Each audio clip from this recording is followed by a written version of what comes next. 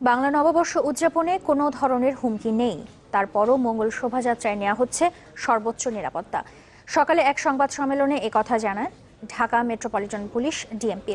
এ সময় বলা হয়, উৎসবে নারীরা যাতে নির্বিঘ্নে অংশ নিতে পারে সেজন্য থাকবে বিশেষ টিম। তবে বিকেল ৫টার মধ্যে ঢাকা শহরের অন্যান্য জায়গায় আর ৬টার মধ্যে ঢাকা বিশ্ববিদ্যালয় এলাকার অনুষ্ঠান শেষ করতে হবে। পয়লা বৈশাখে রাজধানীর ৯টি পয়েন্টে বন্ধ রাখা হবে যান চলাচল। বাঙালির প্রাণের উৎসব পয়লা বৈশাখ। বাংলা বছরের প্রথম সূর্যোদয়কে স্বাগত জানাতে প্রতি বছর লাখো মানুষের ভিড় জমে ঢাকা বিশ্ববিদ্যালয়, রমনা বটমূল সহ আশেপাশের এলাকায়। ঘোষণার পর এবারই প্রথম বিশ্ব ঐতিহ্যের অংশ হিসেবে সবাই অংশ নেবেন ঐতিহ্যবাহী মঙ্গল শোভাযাত্রায়। পয়লা বৈশাখের নিরাপত্তা নিয়ে সংবাদ সম্মেলনে ডিএমপি কমিশনার জানান, পুরো মঙ্গল শোভাযাত্রা থাকবে নিরাপত্তার আওতায়। চারুকলা থেকে রূপসী বাংলা হোটেল হয়ে চারুকলায় ফেরা পর্যন্ত শোভাযাত্রার মাঝখান থেকে কাউকে ঢুকতে দেওয়া হবে না।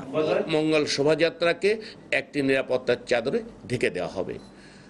সামনে আমাদের পুলিশ থাকবে, পিছনে পুলিশ থাকবে, র্যাব থাকবে এবং মঙ্গল শোভাযাত্রার ইমিডিয়েট আগে সোয়াট বাহিনী তারা সেটাকে নিরাপত্তা দিয়ে নিয়ে যাবে।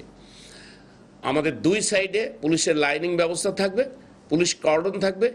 ডিএমপি ট্রাফিক বিভাগ জানিয়েছে, উৎসব নির্বিঘ্ন করতে রমনা বটমূল, ঢাকা বিশ্ববিদ্যালয়, সোহরাওয়ার্দী উদ্যান সহ আশেপাশের এলাকার সড়কে যান চলাচল বন্ধ থাকবে।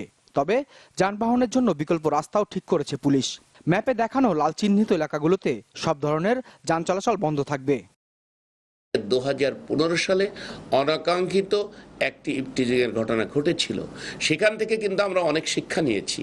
ইফটিজিং, পকেটমার, ছিনতাইকারী, উত্ত্যক্তকারী এইগুলো প্রতিরোধে আমাদের সুনির্দিষ্ট পুলিশ দল থাকবে পুরো এলাকায়, থাকবে সাদা পোশাকে, থাকবে পোশাকে।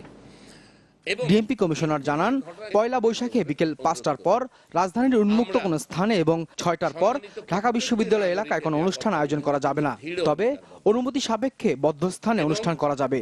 আমাদের 11,000 পোশাকি। রাশেদ নিজাম, চ্যানেল 24, ঢাকা।